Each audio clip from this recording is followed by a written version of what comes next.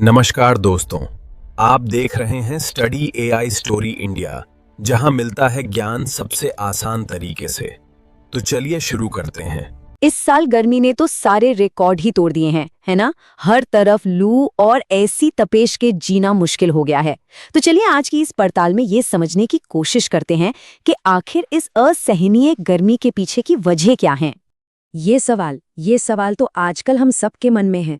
आखिर ये झुलसा देने वाली गर्मी आई कहाँ से? क्या है इसकी असली वजह? तो चलिए आज मिलकर इसी का जवाब ढूंढते हैं। 45 डिग्री सेल्सियस देश के कई हिस्सों में पारा यहां तक पहुंच रहा है। ये सिर्फ एक नंबर नहीं है, नहीं, ये तो एक चेतावनी है, एक अलार्म जो हमें बता रहा है कि हालात कितने गंभीर हो चुके हैं। तो इस भयंकर गर्मी के पीछे ना दो बहुत बड़े ग्लोबल कारण हैं। चलिए सबसे पहले इन ग्लोबल वजहों पर एक नजर डालते हैं, जो सिर्फ भारत ही नहीं बल्कि पूरी दुनिया पर असर डाल रही हैं। अच्छा, तो सबसे बड़ी और पहली वजह है जलवायु परिवर्तन, यानी कि क्लाइमेट चेंज। अब ये सुनने में बड़ा भारी शब्द लगता है ना, पर इसको आसान भाषा में समझें तो हमारी ही एक्टिविटीज की वजह से हवा में कुछ ऐसी गैसें जमा हो गई हैं जो सूरज की गर्मी को एक मोटे कंबल की तरह यहीं धरती पर रोक लेती हैं, और बस इसी को ग्रीन हाउस इफेक्ट कहते हैं। तो सवाल ये है कि ये सब हो क्यों रहा है? भाई, हवा में ये जो कार्बन डाइऑक्साइड का लेवल बढ़ रहा है, फैक्ट्रियों और गाड़ियों से बेहिसाब धुआं निकल रहा है, और जिस तरह से हम अंधाधुंध पेड़ काट रहे हैं, ये सब चीजें मिलकर हमारी धरती को सचमुच एक गर्म भट्टी में बदल रही हैं। ओके, तो एक वजह तो हो गई क्लाइमेट चेंज। अब दूसरी बड़ी ग्लोबल वजह है एल नीनो। और ये कोई इंसानी गलती नहीं बल्कि एक नेचुरल घटना है जो हर कुछ सालों में होती है। होता यह है कि प्रशांत महासागर का पानी बहुत ज्यादा गर्म हो जाता है, और जब ऐसा होता है ना तो उसका असर पूरी दुनिया के मौसम पे पड़ता है, और भारत भी इससे बच नहीं पाता। तो भारत पर इसका क्या असर होता है? देखिए, एल नीनो हमारे मॉनसून को कर देता है कमजोर। अब मॉनसून कमजोर हुआ तो मतलब बारिश कम होगी और तापमान बढ़ेगा।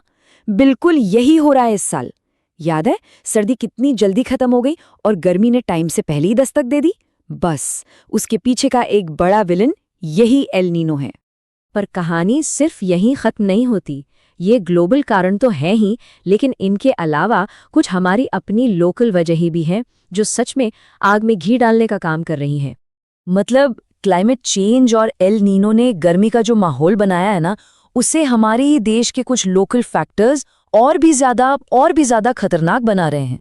जैसे कि इस साल मॉनसून से पहले जो बारिश होती है वो या तो हुई ही नहीं या बहुत कम हुई। अब इससे हुआ क्या? जमीन एकदम सूखी पड़ गई, हवा में नमी है नहीं। नतीजा है लू, यानी हीट वेव। और ये हीट वेव अब पहले से ज्यादा लंबी चल रही हैं, ज्यादा खतरनाक हैं, और साल में बहुत पहले ही शुरू हो जा रही हैं। अच्छा, अब आते हैं हमारे शहरों पर। ये जो कंक्रीट के जंगल हम सब मिलकर बना रहे हैं ना, ये अनजाने में इस गर्मी को और भी ज्यादा बढ़ा रहे हैं।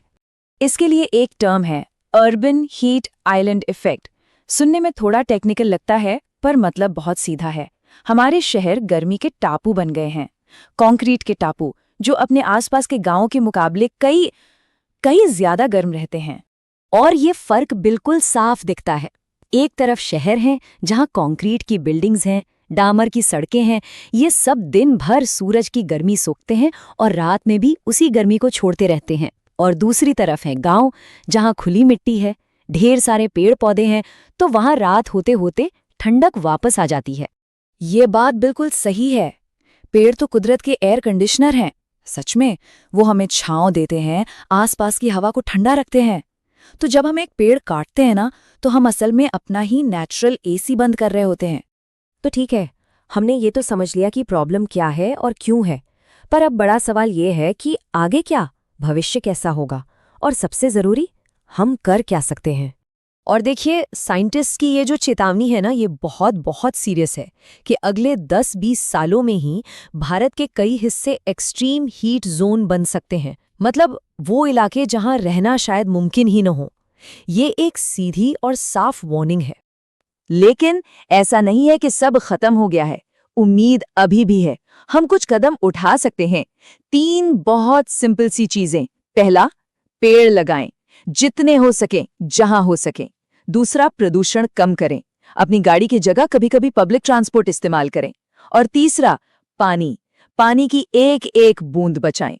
ये सुनने में छोटी बातें लगती हैं, पर यकीन मानिए यही मिलकर एक बड़ा बदलाव ला सकती हैं। तो आज की इस पूरी पड़ताल का निचोड़ क्या है? निचोड़ यही है कि ये जो भयानक गर्मी हम झेल रहे हैं, इसकी कोई एक वजह नहीं है। ये एक कॉकटेल है। ग्लोबल प्रॉब्लम जैसे क्लाइमेट चेंज और हमारी अपनी लोकल गलतियों जैसे शहरों को कंक्रीट का जंगल बना देना, इन सब का मिला जुला असर है। हाँ, ये बात सही है कि प्रॉब्लम बड़ी है, कॉम्प्लेक्स है, लेकिन सॉल्यूशन भी हमारे पास ही है। अब गेंद हमारे पाले में है, भविष्य हमारे ही हाथों में है। सवाल बस इतना है कि क्या हम इसे संभालने के लिए तैयार हैं? इस पर सोचना बहुत जरूरी है।